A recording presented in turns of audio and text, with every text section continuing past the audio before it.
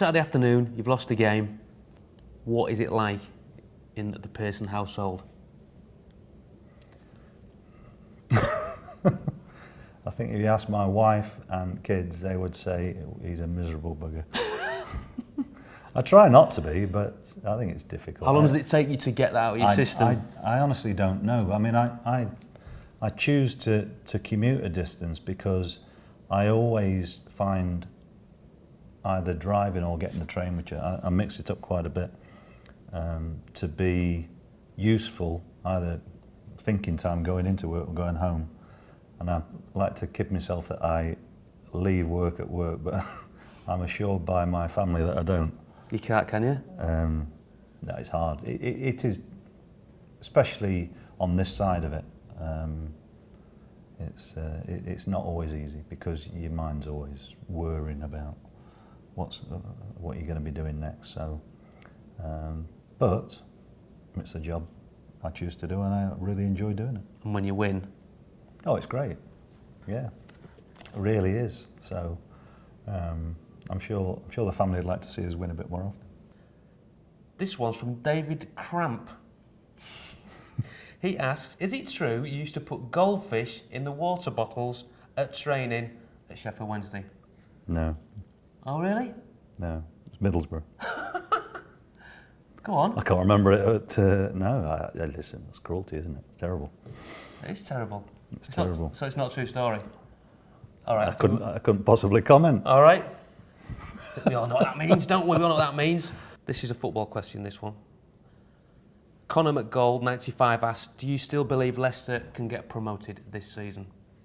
Well, it's going to be a huge ask for us now, but there's still plenty of points to play for, and slipped up in midweek, which is a disappointment, but there are sides above us who are having a bit of a wobble. It's whether we can put a run together. That's been difficult all season, but wherever there's a chance, we will be giving it everything that we've got. And that is the point, that there's always sides who come with late charges, and I think because of that, it gives a lot of clubs the belief that they can do that. And if you speak to any of our players, they're still really up for the challenge. And although it's going to be difficult, yeah, we can still do it. If you had to give a novice manager going into management one piece of advice, what would it be? Be yourself. I think people always say, well, who's your biggest influence? And I think, and the answer that a lot of people say is, well, you pick the best bits or whatever from, you learn by experience. There's no doubt about that. Whatever you do for a living, whether it's managing a football team or anything you do, whatever job that you have, I think if you're going to progress, you learn by your experiences, good and bad. But I think if you try and be somebody else, you're going to come a cropper, because clearly you've got to be yourself, and people won't always like that, but it doesn't matter.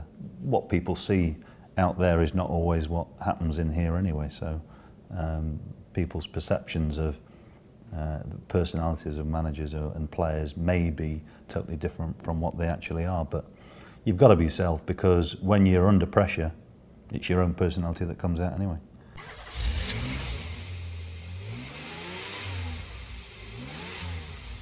Favourite question was from David Cramp, wasn't it? Right. The goldfish one, wasn't it? Yeah. Do you want to know the true story behind that? Can we hear it? Yeah. As long as it's not going nationally, yeah. Don't worry, it's what we're going. Not a lot of people are watching there. I can't remember doing it at Sheffield Wednesday, to be honest with you, but certainly at Middlesbrough, we used to have the big water containers in the room with the cups that you just filled up.